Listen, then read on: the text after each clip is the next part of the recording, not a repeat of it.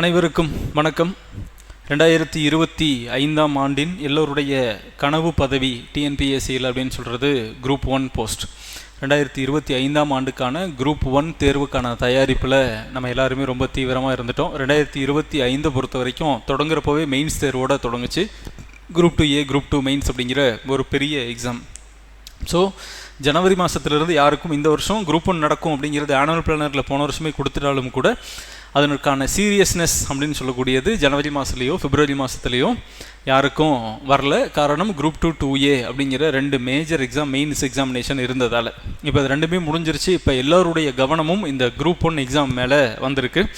நமக்கு இந்த group 1 எக்ஸாமினேஷனுக்கான notification அப்படிங்கிறது அடுத்த மாதம் ஏப்ரல் மாதம் 1ஆம் தேதி வரும். அதே மாதிரி ஜூன் மாதம் 15ஆம் தேதி அதற்கான எக்ஸாமினேஷன் நடக்க போகுது. இந்த ஜூன் மாதம் எக்ஸாமினேஷன் நடக்கக்கூடிய இந்த எக்ஸாமில் நமக்கு ப்ரிலிமினரியிலிருந்து அடுத்தது இது 3 ஸ்டேஜ் எக்ஸாம் அப்படிங்கிறதால ப்ரிலிம்ஸ் மெயின்ஸ் இன்டர்வியூ அப்படிங்கிற 3 ஸ்டேஜ் இருக்க போகுது. ஸோ ஏப்ரல் 1 நோட்டிஃபிகேஷன், ஜூன் 15ஆம் தேதி அதுக்கான ப்ரிலிமினரி எக்ஸாமினேஷன். ஸோ ப்ரிலிமினரியிலிருந்து மெயின்ஸுக்கு போகிறதுக்கு நம்மகிட்ட இருக்கிற ஆப்ஷன் அப்படிங்கிறது 1:20. அப்போ இந்த ப்ரிலிமினரியிலிருந்து மெயின்ஸுக்கு போகிறதுக்கு நமக்கு எவ்வளவு மதிப்பெண்கள் எடுக்க வேண்டும், அதற்கு இருக்கக்கூடிய இந்த குறிப்பிட்ட நாட்களை நம்ம எவ்வளோ தூரம் சரியாக பயன்படுத்தினா நம்ம மெயின்ஸ் எழுதக்கூடிய அந்த எலிஜிபிலிட்டிக்கு நம்ம போவோம் அப்படிங்கிற விஷயம் இன்றைக்கி நமக்கு ரொம்ப முக்கியமான விஷயம். எப்போவுமே நீண்ட காலம் இருக்கும் பொழுது சில தவறுகளை நம்ம பர்மிட் பண்ணலாம். நீண்ட காலம் இருக்குது, த லாங் டியூரேஷன், அந்த டைமில் நம்ம நிறைய மிஸ்டேக்ஸ் பண்ணால் கூட திரும்ப அதை ரியலைஸ் பண்ணி ரெக்கவர் பண்ணுறதுக்கு நம்மக்கிட்ட டைம் இருக்கும், அதற்கான அவகாசம் இருக்கும். ஆனால் இந்த குரூப் 1 எக்ஸாமினேஷன் அப்படிங்கிறத பொறுத்த வரைக்கும் இன்னையிலிருந்து உங்களுக்கு ஒரு 100 நாள் மிகச்சரியாக இருக்குது. அப்போ இந்த 100 நாட்களுக்குள்ளாக நமக்கு அந்த எக்ஸாமினேஷனை கிளியர் பண்ணணும், கிராக் பண்ணணும், நம்ம ப்ரிலிமினரி ஸ்டேஜிலிருந்து மெயின் ஸ்டேஜுக்கு போகணும். அப்படிங்கிற பட்சத்தில் ஃபஸ்ட்டு நம்ம எலிமினேட் பண்ண வேண்டிய விஷயம் என்ன பண்ணணும் அப்படின்னு தெரியறத விட என்னவெல்லாம் செய்யக்கூடாது அப்படிங்கிற விஷயத்த ரொம்ப கிளியராக தெரிஞ்சுக்கணும். ஏன்னா இங்கே மிஸ்டேக் பண்ணுறதுக்கு அவகாசம் இல்லை, மிஸ்டேக் பண்ணுறதுக்கு டைம் இல்லை. எந்த மிஸ்டேக்கை பண்ணாலும் திரும்ப நீங்கள் ரெக்கவர் பண்ணி வரத்துக்கு பின்னாடி பேக் பவுன்ஸ் ஆகி உங்களுக்கு தான் வருமே ஒழிய தவறுகளை சரி செய்து கொள்ளக்கூடிய கால அவகாசம் அப்படிங்கிறது ரொம்ப ரொம்ப ரொம்ப குறைவு. அப்போ இந்த 100 நாட்கள் தான் நமக்கு எக்ஸாமினேஷனுக்கு இருக்குது. இந்த 100 நாட்களுக்குள் நம்ம படித்து நம்ம கிளியர் பண்ணணும். அப்படிங்கிறப்ப முதல்ல இந்த தேர்வுக்கு படிக்கிற எல்லாருக்கும் இருக்கக்கூடிய மிகப்பெரிய சந்தேகம் என்ன அப்படின்னா, 100 நாட்களில் நம்ம இந்த குரூப் 1 தேர்வை பாஸ் பண்ண முடியுமா, ப்ரிலிமினரி ஸ்டேஜை நம்ம கிளியர் பண்ண முடியுமா அப்படின்னு நான் சொல்கிறேன். அப்படிங்கிறதா எல்லாருடைய கேள்வி. உங்களுக்கு அதுக்கு நான் பதில் சொல்கிறேன். 100% வெற்றி அடைய முடியும். இந்த 100 நாட்களை முழுமையாக பயன்படுத்தினால், நான் உங்களுக்கு எழுதியிருக்கிறதே அதுதான், இந்த 100 நாட்களை மிகச்சரியாக பயன்படுத்தினால், 100 நாட்களை மிகச்சரியாக திட்டமிட்டு நீங்கள் பயன்படுத்தினால் 100% நீங்கள் வெற்றி அடைவீர்கள் அப்படிங்கிறது நிதர்சனமான உண்மை. இது மாதிரி எத்தனையோ பல எக்ஸாமை 60 நாள் 70 நாள், இந்த மெயின்ஸுக்கெல்லாம் குரூப் 2க்கு உங்களுக்கு மொத்தமாக கையில் கிடைச்சது 60 நாள். அந்த 60வது நாள் உங்களுக்கு எல்லாருடைய மனசுலேயும் ஒன்று தோணியிருக்கும், உங்களோட மேக்ஸிமம் கொடுத்து அந்த 60 நாளில் படித்து முடிச்சிருப்பீங்க. ஆனால் அந்த கடைசி கட்டத்தில் கொஞ்சம் மட்டும் படிக்காமல் இருந்திருப்பீங்க. அப்போ உங்கள் மனசு உண்மையிலே என்னென்னா, இவ்வளோ எஃபோர்ட் போட்டு வந்துட்டோம், இன்னொரு 10 நாள் மட்டும் இருந்திருந்தால் இந்த எக்ஸாமுக்கு இன்னும் சூப்பராக ப்ரிப்பேர் பண்ணியிருக்கலாம் அப்படிங்கிற ஒரு விஷயத்தை நீங்கள் எல்லாருமே யோசிச்சிருப்பீங்க. கரெக்டு தானே? அது யோசிச்சிருப்பீங்க. அப்போ அந்த 60 நாளுக்கு ஒரு இலக்கு கொடுக்குறப்போ உங்களுக்கு தேவைப்பட்டது கூடுதலாக ஒரு 10 நாட்கள் தான். 70 நாட்கள் இருந்தால் நான் சிறப்பாக பயன்படுத்தியிருப்பேன் அப்படின்னு நினச்ச எத்தனையோ பேர் நம்ம இங்கே இருக்கிறோம், நல்லா படிக்கிறவங்களுக்கு நான் சொல்கிறேன். அப்போ அதே மாதிரி இங்கே நமக்கு கண்ணு முன்னாடி 100 நாட்கள் இருக்குது. இந்த 100 நாட்களை நம்ம சரியாக பயன்படுத்தணும் அப்படின்னா நிச்சயமாக ஜெயிக்க முடியுமானா 100% ஜெயிக்க முடியும். ஸோ டிஎன்பிஎஸ்சி அதுக்கு நமக்கு ஹெல்ப் பண்ணுறாங்க. இந்த 100 நாட்களில் ஜெயிக்கிறதுக்கு டிஎன்பிஎஸ்சியை நமக்கு உதவுறாங்க. எப்படி ஹெல்ப் பண்ணுறாங்க அப்படின்னா, டிஎன்பிஎஸ்சி இந்த வருஷம் சிலபஸை நிறைய ரிவைஸ் பண்ணியிருக்காங்க, சிலபஸில் நிறைய சேஞ்சஸ் கொண்டு வந்திருக்காங்க. சிலபஸ் ரிவைஸ் பண்ணது என்ன அப்படின்னா, நமக்கு ஒரு விவேக் பட டைலாக்ல வரும், மச்சம் வச்சு மார்வேஸில் வர மாதிரி சிலபஸை நாங்கள் கம்மி பண்ணிட்டோம் அப்படின்னு ஒன்று சொல்லுவாங்க. அதாவது ஏற்கனவே இருந்த சில யூனிட்டை ஒன்றா மெர்ஜ் பண்ணியிருக்காங்க. சரி, அப்போ வேறு ஒன்றும் பண்ணலையா சார் அப்படின்னா, இல்லை, ஒரு பெரிய ஹெல்ப் பண்ணியிருக்கிறாங்க. என்ன அப்படின்னா, யூனிட் வைஸ் ஒவ்வொரு தேர்விலும் நமக்கு எத்தனை கேள்விகள் கேட்க போகிறாங்க அப்படிங்கிற விஷயத்த ரொம்ப தெளிவாக உங்களுக்கு சொல்லியிருக்காங்க. கிளியர்? ரைட். இப்போ இந்த ஜிஎஸை பொறுத்த வரைக்கும் முதல்ல இந்த எக்ஸாமை நம்ம படித்து நம்ம பாஸ் பண்ணணும் அப்படின்னா நம்ம நிறைய படிக்கணும். முதல்ல நீங்கள் படிக்க வேண்டியது அப்படிங்கிறது சிலபஸ் தான். அப்போ இந்த சிலபஸில் என்ன குறிப்பிட்ட சில மாற்றங்களை கொண்டு வந்திருக்கிறாங்க அப்படின்னா, ஜிஎஸில் இதுக்கு முன்னாடி இருந்தது மொத்தம் 9 யூனிட். அந்த 9 யூனிட்டை இப்போ 6 யூனிட்டாக மாற்றியிருக்காங்க. இந்த 6 யூனிட் அப்படிங்கிறது கம்மியாயிருச்சா அப்படின்னா இல்லை. இப்போ யூனிட் 8 ஒரு சிலபஸ், யூனிட் 9 ஒரு சிலபஸ், இதுக்கு முன்னாடி எக்கனாமிக்ஸ் இருந்துச்சு, எக்கனாமிக்ஸோட யூனிட் 9 சேர்த்து விட்டுட்டாங்க.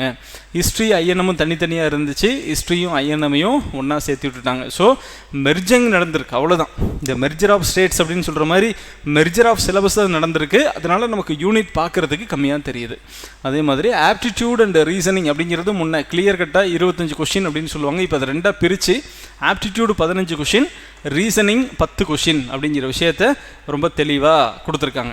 ஓகே, இப்போ இந்த 6 யூனிட்டில் டிஎன்பிஎஸ்சி நமக்கு இந்த எக்ஸாமில் பாஸ் பண்ணுறதுக்கு ஹெல்ப் பண்ணுறாங்க அப்படிங்கிற ஒரு விஷயத்த நான் சொன்னேன் இல்லையா? அதில் என்ன ஹெல்ப் பண்ணுறாங்க அப்படின்னா, எந்தெந்த யூனிட்டுக்கு எவ்வளோ கொஷின்ஸ் நாங்கள் கேட்க போகிறோம் அப்படிங்கிற விஷயத்த ரொம்ப கிளியர் கட்டாக சொல்லிட்டாங்க. முன்னாடி இருந்த சிலபஸை பொறுத்த வரைக்கும் உங்களுக்கு யூனிட் 1 ஜென்ரல் சயின்ஸில் 10 கேள்வி கேட்டதும் இருக்குது, 5 கேள்வி கேட்டதும் இருக்குது, 25 கேள்வி கேட்ட எக்ஸாமினேஷனும் இருக்குது. ஸோ ஒரு அன்சர்டனிட்டி கண்டினியூஸாக இருந்துக்கிட்டே இருக்கும் எந்த யூனிட்டுக்கு. அது பர்டிகுலராக இந்த யூனிட் 8 அப்படின்னு ஒரு போர்ஷன் இருக்கும். இந்த யூனிட் 8 வந்து ரொம்ப முக்கியமான போர்ஷன் அப்படின்னு சொல்லி தான் அதை வந்து சிலபஸில் உள்ளே கொண்டு வந்து சேர்த்துனாங்க. அந்த யூனிட் 8க்கு யூனிட் 9 பொறுத்த வரைக்கும் நம்ம ரொம்ப தீவிரமாக படித்து ப்ரிப்பேர் ஆகிட்டு போனோம்னா அதிலிருந்து 5 கொஷின் 6 கொஷின் கேட்பாங்க. ஸோ அது ரொம்ப டிசப்பாயிண்டடாக இருக்கும். எதிர்பார்க்காத சில பாடங்களில் நிறைய கேள்விகளும், எதிர்பார்த்த சில பாடங்களில் மிக குறைவான கேள்விகளும் கேட்கக்கூடிய ஒரு ட்ரெண்ட் இருந்துச்சு. பட் இப்போ அதையை மாற்றி எந்தெந்த யூனிட்லேருந்து நாங்கள் எவ்வளோ கேள்வி கேட்க போகிறோம் அப்படிங்கிறது ரொம்ப கிளியர் கட்டாக டிஎன்பிஎஸ்சி சொல்லியிருக்காங்க. நான் டிஎன்பிஎஸ்சி நமக்கு ஹெல்ப் பண்ணுறாங்க அப்படின்னு சொன்ன விஷயம் இந்த விஷயந்தான். இது ரொம்ப முக்கியம். ஏன்னா we can plan accordingly. அதுக்கு தகுந்த மாதிரி நம்ம பிளான் பண்ணி ஈஸியாக எக்ஸிக்யூட் பண்ணிட்டு போயிடலாம். ஸோ நீங்கள் எக்ஸ்பீரியன்ஸாக இருந்தாலும் சரி, இல்லை நீங்கள் இப்போ தான் இந்த எக்ஸாம் படிக்க போகிறேன் ஃப்ரெஷர் அப்படின்னு இருந்தாலும் சரி, இந்த விஷயத்தை ஒரு மந்த்ரா மாதிரி மனப்படமாக வச்சுக்கணும். குரூப் 1 முடிகிற வரைக்கும்.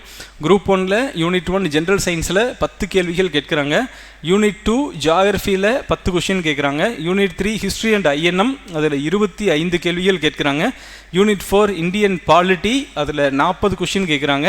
And unit 5 economics plus Indian economy plus unit 9 already இருந்த அந்த யூனிட் 9 இந்த எக்கனாமிக்ஸோட சேர்த்து 50 கேள்விகள் கேட்க போகிறாங்க.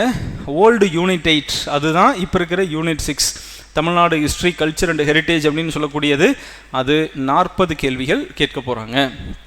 ஸோ மேஜர் நமக்கு ஒவ்வொரு யூனிட்லேருந்தும் எவ்வளோ கேள்விகள் கேட்க போகிறோம் அப்படிங்கிறது ரொம்ப கிளியராக அது வந்து அதில் சொல்லிட்டாங்க. ஸோ இதிலிருந்து நமக்கு பார்த்தோம் அப்படின்னா 50 90 130 40 50 75 சரியா 175 கேள்விகள் இதிலிருந்து கேட்க போகிறாங்க. ப்ளஸ் 25 கேள்விகள் எங்கேருந்து கேட்க போகிறாங்க? ரீசனிங்கிலிருந்து 10 கேள்விகளும், ஆப்டிடியூட்லேருந்து 15 கேள்விகளும். ஆப்டியிலிருந்து 15, ரீசனிங்கிலிருந்து 10, டோட்டலாக 25 ப்ளஸ் 175 ப்ளஸ் 25 டோட்டலாக 200 கேள்விகள் உங்கள் குரூப் 1ஓட ப்ரிலிமினரி எக்ஸாமில் கேட்க போகிறாங்க. அது கிளியர் கட் ஆயிடுச்சு. அப்போ இதுதான் நமக்கு பேட்டர்ன். இதில் இந்த அளவுக்கு தான் கேள்வி இருக்குது அப்படிங்கிறப்ப நம்ம ரொம்ப கிளியர் கட்டாக ஒரு ஐடியாவுக்கு வர முடியும். கிளியர். அப்போ இதை தான் நம்ம படிக்க போகிறோம். இதுதான் போர்ஷன். இந்த போர்ஷனை இவ்வளோ கேள்வி கேட்க போகிறோன்னு சொல்லிட்டாங்க. இந்த விஷயத்தை நம்ம படிக்க போகிறோம். இதை படித்து முடித்ததுக்கப்புறம் 100 நாட்கள் கழித்து உங்களுக்கு ஒரு எக்ஸாமினேஷன் வைக்க போகிறாங்க. அதில் 200 கேள்விகள் இருக்குது. அந்த 200 கேள்விகளில் நீங்கள் உங்கள் கட் ஆஃபுக்கு தேவையான ஒரு 140 ப்ளஸ் ஒரு 150 டார்கெட் நமக்கு வைக்கிறோம். அந்த 150 கொஸ்டின்ஸை நீங்கள் சரியாக போடும் பட்சத்தில் நீங்கள் மெயின்ஸ் எக்ஸாம் எழுத போகிறீங்க. மெயின்ஸ் எக்ஸாம் எழுதிட்டு ஒரு இன்டர்வியூ அட்டன் பண்ணிங்க அப்படின்னா உங்களுடைய கனவு பதவி தமிழ்நாட்டின் அதிகாரம் படைத்த உச்சபட்ச சிவில் சர்வீஸ் குடிமைப்பணி தேர்வுகளில் தமிழ்நாட்டின் அதிகாரம் படைத்த குடிமைப்பணி தேர்வு அப்படிங்கிறது குரூப் 1. அப்போ அந்த குரூப் 1 பதவியை நீங்கள் அடைஞ்சிருவீங்க. அது உங்களுடைய பெரும்பாலானவர்களுக்கு காக்கி சட்டை மேலே ஒரு காதல் இருக்கலாம், கமர்ஷியல் டேக்ஸ் மேலே ஒரு காதல் இருக்கலாம், அல்லது ஒரு டெப்டி கலெக்டர் மேலே ஒரு காதல் இருக்கலாம். உங்கள் எண்ணப்படி உங்களுக்கு வேணுங்கிற போஸ்டிங்கை நீங்கள் எடுத்துக்க முடியும். ஓகே. அப்போ இந்த ஆசை ஒரு டெப்டி கலெக்டர் ஆகணும், ஒரு டிஎஸ்பி ஆகணும், ஒரு ஏசி கமர்ஷியல் டேக்ஸ் ஆகணும், எல்லாமே பெரிய கனவுகள் தான். கனவுகள் பெரிதாக அதற்கு தேவையான உழைப்பும் நம்ம அதிகமாக கொடுக்கணும் அப்படிங்கிற விஷயத்த இந்த ப்ரிப்பரேஷன் தொடங்குறதுக்கு முன்னாடி நீங்கள் உங்கள் மனசளவில் ஏற்றுக்கோங்க. ஏன்னா எப்போவுமே ஒன்று சொல்லுவாங்க, மேலோட்டமாக தேடுபவர்களுக்கு கூழாங்கற்கள் தான் கிடைக்கும், ஆழமாக அகழ்ந்தெடுப்பவர்களுக்கு மட்டும்தான் வைரம் கிடைக்கும் அப்படின்னு சொல்லி. ஸோ மேலால் தேடிட்டு ஈஸியாக கிடைக்கும் அப்படின்னா டெஃபினட்டாக இந்த எக்ஸாம் எல்லாருமே பாஸ் பண்ணி எல்லாருமே டெப்டி கலெக்டர் ஆகிடலாம். அப்படி ஆக முடியாது. அப்போ அதுக்குன்னு ஒரு உழைப்பு தேவைப்படுது, அதற்குன்னு ஒரு அறிவு தேவைப்படுகிறது, அதற்குன்னு ஒரு டிட்டர்மினேஷன் தேவைப்படுகிறது. அந்த அறிவும் தகுதியும் திறமையும் அந்த உழைப்பும் அந்த முயற்சியும் இருக்கிறவங்களுக்கு தான் இந்த அருமையான ஒரு பதவி அப்படிங்கிற ஒரு சிஸ்டம். அப்போ இலக்கு நமக்கு உயர்ந்தது அப்படிங்கிறப்ப உழைக்க நம்ம தயாராக இருக்கணும் அப்படிங்கிற விஷயத்த மைண்டில் வச்சுக்கிட்டு நம்ம ஃபர்தராக படிக்கணும். ரைட். அப்போ இந்த எக்ஸாமை படிக்கக்கூடிய ஆஸ்பிரண்ட்ஸை என்னை பொறுத்த வரைக்கும் நான் 3 கேட்டகரியாக பிரிக்கிறேன். ஒன்று ஃப்ரெஷர், கம்ப்ளீட்டாக இப்போ நான் டிகிரி முடிச்சிருந்தேன் அல்லது 2-3 வருஷம் ப்ரைவேட்டில் ஒர்க் பண்ணிகிட்டு இருந்தேன், நான் இப்போ தான் இந்த எக்ஸாமுக்கு படிக்க போகிறேன் அப்படிங்கிறவங்க coming under fresher. And already இந்த லாஸ்ட் குரூப் 2ஓ குரூப் 4ஓ ஓரளவுக்கு எழுதி இந்த பேட்டர்ன் என்ன, ஓகே நம்ம நினச்ச மாதிரி இது இல்லை, இது ஒரு மாதிரி இருக்குது, இதுக்கு இதெல்லாம் படிக்கணும் அப்படிங்கிற விஷயத்தை தெரிஞ்சவங்க செமி எக்ஸ்பீரியன்ஸ்ட் அண்டு எக்ஸ்பீரியன்ஸ்ட் அப்படிங்கிறவங்க. இதில் பல களம் கண்ட மாவீரர்கள் அப்படின்னு நம்ம சொல்லுவோம். உண்மையிலேயே வெற்றி பெற்றவர்களை விட அதிகமான நுணுக்கங்களும் அதிகமான பாடங்களும் நமக்கு கிடைக்கிறது இந்த அனுபவம் மிக்க அந்த வெற்றி வாய்ப்பை இழந்த அந்த போட்டியாளர்கள். ஸோ அவங்க எக்ஸ்பீரியன்ஸ்ட், அவங்க எப்போவுமே வெற்றியின் விளிம்பில் நிற்கக்கூடிய ஆட்கள், ஏதோ ஒரு காரணத்தால் தட்டி தவறி வந்த ஆட்கள். அப்போ fresher, semi experienced and experienced இந்த 3 கேட்டகரியில் நீங்கள் ஏதாவது ஒரு கேட்டகரியில் வருவீங்க. ஒன்று ஃப்ரெஷராக இருப்பீங்க, அல்லது செமி எக்ஸ்பீரியன்ஸாக இருப்பீங்க, அல்லது எக்ஸ்பீரியன்ஸ்டாக இருப்பீங்க. ஸோ இந்த 3க்கும் இந்த 3 நீங்கள் எந்த கேட்டகரி அப்படிங்கிறத பார்த்துக்கோங்க. உங்களுக்கு ஃபஸ்ட்டு ஒரு டிப் நான் கொடுக்குறேன். ஃப்ரெஷராக இருக்கிறீங்க அப்படின்னா உங்களுடைய ப்ரிப்பரேஷன் எதிலிருந்து தொடங்கணும் அப்படின்னா priority for priority subject. You should give priority, first priority to priority subjects. Priority subjects அப்படிங்கிறத நான் எது அப்படிங்கிறத நான் உங்களுக்கு சொல்கிறேன். அதே மாதிரி இந்த செமி எக்ஸ்பீரியன்ஸ்ட் அண்ட் எக்ஸ்பீரியன்ஸ்டு இருக்கிறவங்க நீங்கள் செய்ய வேண்டியது அப்படிங்கிறது உங்களுடைய ஃபஸ்ட் ப்ரையாரிட்டி எதுக்கு இருக்கணும் அப்படின்னா நீங்கள் வீக்காக இருக்கக்கூடிய சப்ஜெக்ட்ஸுக்கு.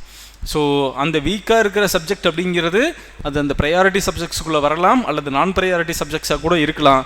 ஆனால் ஒரு எக்ஸ்பீரியன்ஸ்டு கேண்டிடேட் ப்ரையாரிட்டி நான் ப்ரையாரிட்டி அப்படிங்கிறதையெல்லாம் தாண்டி எது வந்தாலும் எதிர்கொள்ளக்கூடிய மனநிலையில் நீங்கள் ப்ரிப்பரேஷன் இருக்கணும். அதனால் நான் இன்னும் நிறைய நுணுக்கங்களையும் டிப்ஸும் நான் உங்களுக்கு தரேன் ப்ரிப்பரேஷனுக்கு.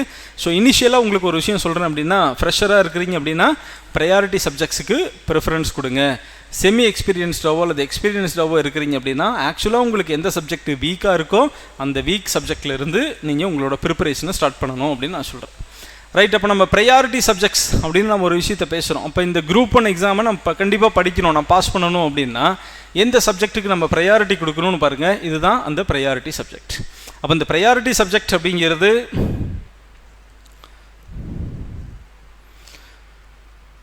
மொத்தமே 1 2 3 4 இந்த 5 தான் உங்களுக்கு நான் சொல்லக்கூடிய இந்த ப்ரையாரிட்டி சப்ஜெக்ட்.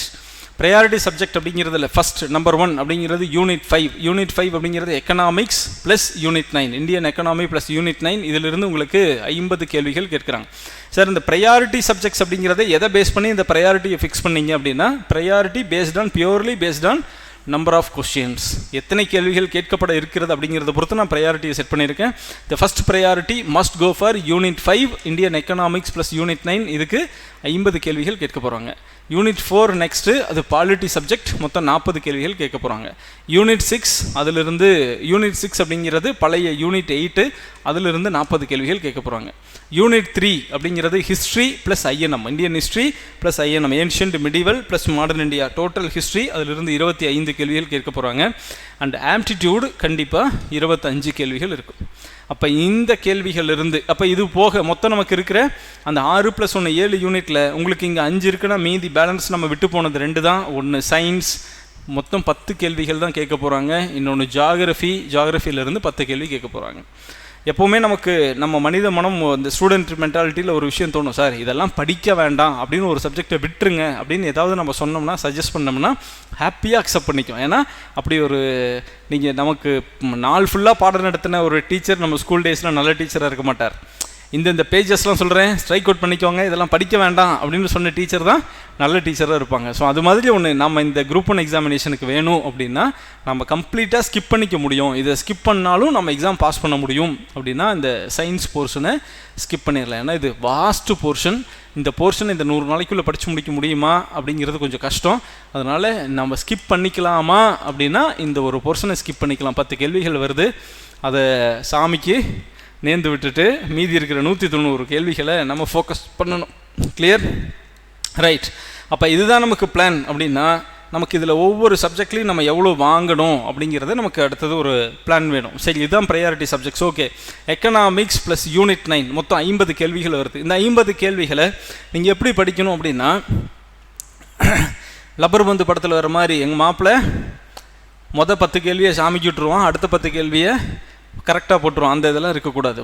பந்திலிருந்து 6 அடிக்கணும். அந்த ஃபார்மேட்டில் தான் நீங்கள் படிக்கணும். இந்த 50 கேள்விகளுக்கு 50 கேள்விகளையும் சரியாக பதிலளிக்கக்கூடிய அளவுக்கு உங்களோட ப்ரிப்பரேஷன் இருக்கணும். அப்போ இந்த ப்ரிப்பரேஷனில் 50க்கு 50 சாத்தியமா அப்படின்னா 50க்கு 50 இலக்கு தான், லட்சியம்தான். அது சரியாக வருமா அப்படின்னா இன்னும் கொஞ்சம் ப்ராக்டிக்கலாகவே பேசுவோம். நம்ம எவ்வளோ தான் படித்தாலும் ஜென்ரல் ஸ்டடீஸ் அப்படிங்கிறது it is not school book based test. இது பள்ளிக்கூட தேர்வுகள் அல்ல. பள்ளி பாட புத்தகங்கள் அப்படிங்கிறது ஒரு அடிப்படை சோர்ஸு. இது டிகிரி ஸ்டாண்டர்ட் எக்ஸாமினேஷன் அப்படிங்கிறப்ப என்ன தான் நம்ம படித்தாலும் 1 or 2 கொஷின்ஸ் கஷ்டமாக தான் வரும். அதை நம்ம அக்செப்ட் பண்ணிக்கணும். அது அப்படி தான் இருக்கும் அப்படிங்கிறது அதுதான் nature of that examination. So இதிலிருந்து நமக்கு நம்ம எதிர்பார்க்கிறது அப்படிங்கிறது 40 கேள்விகள். சார், 50 கேள்விகளுக்கு 10 கேள்வியை நீங்கள் ஃப்ரீயாக விட்டுட்டு தப்பு பண்ணுறதுக்கு உங்களை பர்மிட் பண்ணால் கூட 40 கேள்விகள் கண்டிப்பாக எந்த சந்தேகமும் இல்லாமல் 40 கேள்வியாவது சரியாக வாங்கணும். பாலிட்டியை பொறுத்த வரைக்கும் 40ல் 30 கேள்விகளாவது சரியாக வாங்கணும். இதெல்லாம் பாலிட்டியில் 40க்கு 40 வாங்குறதுக்கு 100% சான்ஸ் இருக்குது. நான் இருந்தாலுமே நான் சொல்கிறேன், ஒரு ப்ராக்டிக்கலாக உங்களை அப்ரோச் பண்ணுறேன். உங்களுக்கு ஒரு அனாவசியமான நம்பிக்கையோ ஒரு ஃபேக் மோட்டிவேஷனோ அதெல்லாம் இந்த தேர்வை பொறுத்த வரைக்கும் வேலைக்கு ஆகாது. இயல்பாக என்ன ப்ராக்டிக்கலாக அடுத்த 100 நாட்களுக்கு மேட்ச் ஆகும், என்ன விஷயங்களெல்லாம் நம்ம செய்யலாம் அப்படிங்கிற விஷயத்தை நம்ம பேசுகிறப்ப பரவாயில்ல, இதில் ஒரு 10 கொஷின் ஸ்பேர் இருக்கட்டும், நம்ம ஒரு 30 கொஷின் சரியாக போடுறோன்னு வச்சுக்குவோம். 40க்கு 30 கொஷின் சரியாக போடுறோம். யூனிட் 6 அப்படிங்கிறது பழைய யூனிட் 8. இதில் 40க்கு சேம். இதுலேயும் நான் ஒரு 30 கொஷின் சரியாக போடுற அளவுக்கு நம்ம ப்ரிப்பரேஷன் இருக்கணும். யூனிட் 3 ஹிஸ்ட்ரி ப்ளஸ் ஐஎன்எம் 25க்கு குறைஞ்சது ஒரு 20 கேள்விகளாவது நம்ம சரியாக போடணும். ஆப்டிடியூடு 25க்கு ஒரு 20 கேள்விகள் சரியாக போடணும். அப்போ இதை நீங்கள் சம்ம பண்ணி பார்த்தீங்க அப்படின்னா 50, 40, 90, 130, 180 கேள்விகள் இதில் வரும். இந்த 180 கேள்விகளில் 40, 70, 100, 120, 140. ஸோ இதில் நமக்கு 180 கேள்விகளுக்கு 140 கேள்விகள் உறுதியாக வந்துடும். அப்போ இந்த குரூப் 1 பொறுத்த வரைக்கும் ஆக்சுவலாக எவ்வளோ கட் ஆஃப் இருக்கும் அப்படின்னா 140 கொஸ்டின்ஸ் ப்ளஸ் அப்படிங்கிறது ரொம்ப ரொம்ப சேஃபான ஒரு கட் ஆஃப். 140 ப்ளஸ் இருக்குது அப்படின்னா நிச்சயமாக நம்ம அது எந்த ஸ்டாண்டர்டாக இருந்தாலுமே உறுதியாக நம்ம நம்பலாம். சரி, நம்ம 140 தான் வாங்கி நம்ம ஏன் பார்டரில் நிற்கணும் அப்படிங்கிறத நான் சொல்கிறேன். அதனால் நமக்கு இந்த இதில் பாலிட்டியில் நம்ம மிஸ் பண்ண மாட்டோம். ஆப்டிடியூடில் இன்னும் 1 or 2 கொஷின்ஸ் அதிகமாக இருக்கிறதுக்கு வாய்ப்பு இருக்குது. ஸோ இங்கேயே உங்களால் ஒரு 145 ஈஸியாக வரத்துக்கு வாய்ப்பு இருக்குது. அண்ட் தென் இதில் நம்ம விட்டுருக்கிற 2 சப்ஜெக்ட், ஒன்று சயின்ஸ், இன்னொன்று ஜியாகிரஃபி. நீங்கள் சயின்ஸை ஒரு கேள்வி கூட சரியாக போட வேண்டாம். 10க்கு 10 தப்பானால் கூட இந்த ஜியாகிரஃபி நம்ம கண்டிப்பாக படிக்கணும். இது எல்லா இடத்துலையுமே ஹெல்ப் பண்ணக்கூடிய ஒரு சப்ஜெக்ட். இந்த 10ல் மினிமம் நீங்கள் ஒரு 5 கொஷினுக்கு சரியாக பண்ணால் கூட ஆல்ரெடி ஒரு 145 இருக்குது, இங்கே ஒரு 5 இருக்குது, 150 கொஷின்ஸ் நம்ம ஈஸியாக போட்டுடலாம். ஸோ இந்த 150 கேள்விகளை நம்ம சரியாக போடணும் அப்படிங்கிறதான் நமக்கு இலக்கு. டார்கெட் 150 தான். இந்த குரூப் 1 பொறுத்த வரைக்கும் 200க்கு 200 கேள்வி நம்ம சரியாக போட்டோம் அப்படின்னா எதாவது ப்ரையாரிட்டி இருக்கா, ப்ரிஃபரன்ஸ் இருக்கா அப்படின்னா ஒரு ப்ரிஃபரன்ஸும் இல்லை. அதே சமயத்தில் இந்த ப்ரிலிமினரியே கிளியர் பண்ணலைன்னா அதுக்கப்புறம் ஒன்றுமே இல்லை. அதையும் நம்ம மைண்டில் வச்சுக்கணும். ஸோ இங்கே ப்ரிலிமினரி பாஸ் பண்ணணும் அப்படிங்கிறது அத்தியாவசிய தேவை. அதுக்கு மேலே நீங்கள் என்னென்ன மார்க் வாங்கினாலும் அது உங்களோட திறமை, நம்ம சாட்டிஸ்ஃபேக்ஷனுக்காக நம்ம பாஸ் பண்ணிடுறோம். ஸோ இந்த 150 கேள்விகள் இலக்காக கொண்டு நம்ம ஒரு பயணத்தை தொடங்குகிறோம். இந்த பயணத்தில் நம்ம ஒரு 150 கேள்விகளையாவது மினிமம் நம்ம பாஸ் பண்ணணும் அப்படின்னா நமக்கு சில விஷயங்களை மிக துல்லியமாகவும் மிகச்சரியாகவும் நம்ம இருக்கணும். இந்த 150ல் நோ காம்ப்ரமைஸ் அப்படிங்கிற ஒரு மனநிலை இருக்கணும். அந்த நம்ம கிராமங்களில் ஒரு பழமொழி சொல்லுவாங்க, விட்டு கொடுப்பவன் கெட்டு போக மாட்டான் அப்படின்னு சொல்லி. அதெல்லாம் கிராமத்தில் சொந்த பந்தத்துக்கும் ஊருக்குள்ளே மட்டும்தான் செட் ஆகுமே ஒழிய போட்டித் தேர்வுன்னு வந்ததுக்கப்புறம் இந்த விட்டு கொடுத்தவன் கெட்டு போக மாட்டான்லாம் இல்லை. நல்லா மைண்டில் வச்சுக்கோங்க. விட்டு கொடுத்தீங்கன்னா கெட்டு போயிடுவீங்க, அவ்வளோதான். அதை மைண்டில் வச்சுக்கோங்க. அந்த பழமொழிகள் நமக்கு பரீட்சைக்கு உதவாது, இந்த தேர்வுக்கு அது ஃபிட் ஆகாது. விட்டு கொடுக்குறது அப்படின்னா ஹிஸ்ட்ரி கஷ்டமாக இருக்குது அதை விட்டுறலாம், ஐஎன்எம் கொஞ்சம் கஷ்டமாக இருக்குது அதை விட்டுறலாம், நான் எக்கனாமிக்ஸில் 50க்கு 50 வாங்கிடுவேன், அதனால் நான் இந்த சப்ஜெக்டை விட்டுட்டேன். இந்த குருட்டு கதைகளோ குருட்டு நம்பிக்கையோ வெற்று விஷயங்களோ எதுவுமே உங்களுக்கு ஹெல்ப் பண்ணாது. அதெல்லாம் ப்ராக்டிக்கலாக கொஞ்சம் அப்ரோச் பண்ணுங்கள். அதனால் இந்த விட்டு கொடுத்துட்டு போயிடலாம், ஈஸியாக இதை ஸ்கிப் பண்ணிடலாம், அதுக்கு போய்க்கலாம் அப்படிலாம் இல்லை. நாம் இப்போ என்ன பேசணுமோ இந்த விஷயங்களை நீங்கள் கட்டாயம் கம்பைல் பண்ணி ஆகணும், நீங்கள் படிச்சாகணும். எக்கனாமிக்ஸ் ப்ளஸ் யூனிட் 9 கண்டிப்பாக படிக்கணும், பாலிட்டி படிக்கணும், யூனிட் 8 படிக்கணும், ஹிஸ்ட்ரி ப்ளஸ் INM கண்டிப்பாக படிக்கணும், ஆப்டிடியூட் நீங்கள் ப்ராக்டிஸ் பண்ணியிருக்கணும், அடிஷ்னலாக ஜாகிரஃபியை நீங்கள் படிச்சுக்கலாம். வேண்டவே வேண்டாம் அப்படின்னு சொன்னால் சயின்ஸை மட்டும் விட்டுருக்கலாம். இதை பண்ணுனா 150 வரும். இந்த 150 வந்தால் நீங்கள் மெயின்ஸ் எழுதுவீங்க. மெயின்ஸ் எழுதி நீங்கள் கண்டிப்பாக பாஸ் பண்ணுவீங்க. மண்டம் மேலே கொண்ட வச்ச ஒரு காரில் உங்களுக்கு ஒரு போஸ்டிங் கிடைக்கும். பல பேருடைய வாழ்க்கையில் பல திருப்பு முனைகளை ஏற்படுத்தக்கூடிய, நன்மை பயக்கக்கூடிய ஒரு நல்ல பதவியில் நீங்கள் போய் உட்காருவீங்க. அது முக்கியம். அப்போ இந்த 150 அப்படிங்கிற ஒரு டார்கெட் உங்கள் மனசுக்குள்ளே அடிச்சுக்கிட்டே இருக்கணும். கோலி பேட்டிங் பண்ணுறப்ப ICC சாம்பியன்ஸ் ட்ராஃபியில் கோலி பேட்டிங் பண்ணுறப்ப 50 தாண்டுனா 60 தாண்டுனா நமக்கே மனசு ஒரு படப்படன்னு இருக்குல்ல, எப்படியாவது அது 100 ஆயிராதா, 100 வந்துட்டு அது 150 ஆயிராதா அப்படிங்கிற அந்த படபடப்பு இருக்குல்ல. ஒரு அப்படியே நெயில் பைட்டிங் ஒரு கண்டிஷன் இருக்கும். எப்படியாவது வந்துடணும், அந்த எப்படியாவது வந்துடணும் அப்படிங்கிற அந்த மனநிலையும், இந்த 100 தொற்றணும் 150 தொற்றணும் அப்படிங்கிற அந்த தீவிரமும் உங்கள் மனசில் நிச்சயமாக அடுத்து வரக்கூடிய 100 நாட்களுக்கு நமக்கு இருக்கணும். சரி, இந்த 100 நாட்களில் நமக்கு மொத்தமாக ஆக்சுவலாக ப்ராக்டிக்கலாக நம்ம என்ன சார் பண்ண முடியும்? 100 நாளும் நம்ம படிச்சுட்டே இருக்க முடியுமா அப்படின்னா அதுக்கு என்ன திட்டம் அப்படின்னு நான் சொல்கிறேன். இப்போ 100 நாள் இருக்குது. இந்த 100 நாளில் நமக்கு மேஜராக இருக்கக்கூடியது 5 யூனிட் அப்படின்னு நான் சொன்னேன். இந்த 5 யூனிட்டில் இந்த ஆப்டிடியூடை நான் செப்பரேட் பண்ணிடுறேன். அது போக ஜிஎஸ்சில் இருக்கிறது அப்படிங்கிறது 1, 2, 3 இந்த 4 சப்ஜெக்ட் ரொம்ப மேஜர் சப்ஜெக்டு. இந்த 4 சப்ஜெக்ட்டுக்கும் நான் ஒரு சப்ஜெக்ட்டுக்கு 20, 5ல் 1 போயிடுச்சு, நான் ஆப்டியை தனியாக வைக்கிறேன். அதனால் 4 சப்ஜெக்டு, ஒரு சப்ஜெக்ட்டுக்கு 20 நாள் நான் வைக்கிறேன். ஒரு சப்ஜெக்ட்டுக்கு 20 டேஸ், 4 × 20 80 டேஸ். மீதி இன்னும் ஒரு சப்ஜெக்ட் இருக்கா அடிஷ்னலாக நம்ம ஜாகிரஃபி படிக்கணும்னு நான் சொன்னேன்னா, அந்த ஜாகிரஃபி படிக்கணும்னு சொன்னேன், அந்த ஒரு சப்ஜெக்ட்டுக்கு 10 நாள் வச்சுக்கோங்க, 90 டேஸ். மீதி 10 days for complete revision. So உங்களுடைய பிளான் 90 நாளில் முடிஞ்சிருது. 4 மேஜர் சப்ஜெக்ட்டுக்கு 20 நாட்கள், ஒவ்வொரு சப்ஜெக்ட்டுக்கும் 20 நாட்கள், 80 நாட்களில் முடிச்சிடலாம். மீதி இருக்கிறது இன்னொரு சப்ஜெக்ட் அடிஷ்னலாக நான் சொன்ன முன்னே ஜாகிரஃபி சொன்னேன், ஜாகிரஃபிக்கு ஒரு 10 நாள், இது 90 நாள். சார் அப்போ முக்கியமான சப்ஜெக்டில் இருந்த அந்த ஆப்டிடியூட் ஒரு வட்டம் போட்டு வச்சுங்களேன். இந்த ஆப்டிடியூட் எங்கே வச்சுக்கணும் அப்படின்னா, எந்த சப்ஜெக்ட்டு நீங்கள் ஜிஎஸ்சில் படித்தாலும், இந்த 4 சப்ஜெக்டில் எந்த சப்ஜெக்டை படித்தாலும் அந்த 4 கூட ஆப்டி இருக்கணும். நீங்கள் எக்கனாமிக்ஸ் படிக்கிறீங்களா, கண்டிப்பாக அன்றைக்கி ஒரு ஆப்டி இருக்கணும். INM படிக்கிறீங்களா, அன்றைக்கி ஆப்டி இருக்கணும். யூனிட் 8 படிக்கிறீங்களா, ஆப்டி இருக்கணும். யூனிட் 9 படிக்கிறீங்களா, ஆப்டி இருக்கணும். ஸோ ஆப்டிடியூட் அப்படிங்கிறது உங்களுடைய எசென்ஷியல் நீடாக மாறிடும். உங்களோட ப்ரிப்பரேஷனில் டெய்லியும் you have to spare 1.5 hours for aptitude. தினந்தோறும் 1.5 மணி நேரம் ஆப்டிடியூடுக்கு நீங்கள் ஒதுக்கிட்டீங்க அப்படின்னா எந்த சப்ஜெக்டை படித்தாலும் அன்றைக்கி ஆப்டிடியூட் படிக்கணும். ஒவ்வொரு நாளும் மிஸ் பண்ணாமல் 1.5 மணி நேரத்தை படிக்கணும். ஸோ அதுக்குன்னு ஸ்பெஷல் அலோகேஷன் ஒரு டேஸில் கிடைக்குமா அப்படின்னா கிடைக்காது. அப்போ 4 × 20 4 சப்ஜெக்ட்டுக்கு 20 நாட்கள், 80 நாட்கள். இந்த 4 சப்ஜெக்டு கூடவும் நீங்கள் எந்த சப்ஜெக்டில் படித்தாலும் டெய்லி ஆப்டி படிக்கணும்.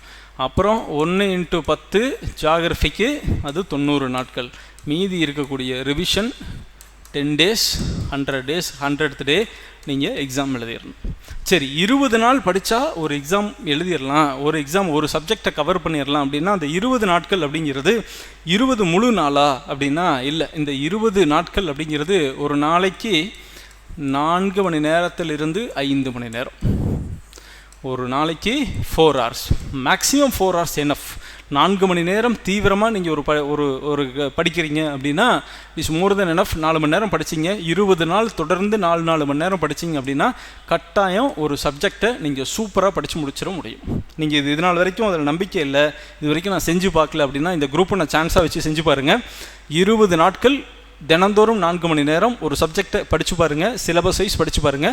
100% அந்த சப்ஜெக்டை உங்களால் சூப்பராக படித்து முடிச்சிட முடியும். ஸோ மினிமம் 4 மணி நேரம். நம்ம ஸ்டார்டிங்கில் பார்க்குறப்ப நான் 2 கேட்டகரி சொன்னேன், ஒன்று ஃப்ரெஷர், இன்னொன்று எக்ஸ்பீரியன்ஸ்டு அப்படின்னு.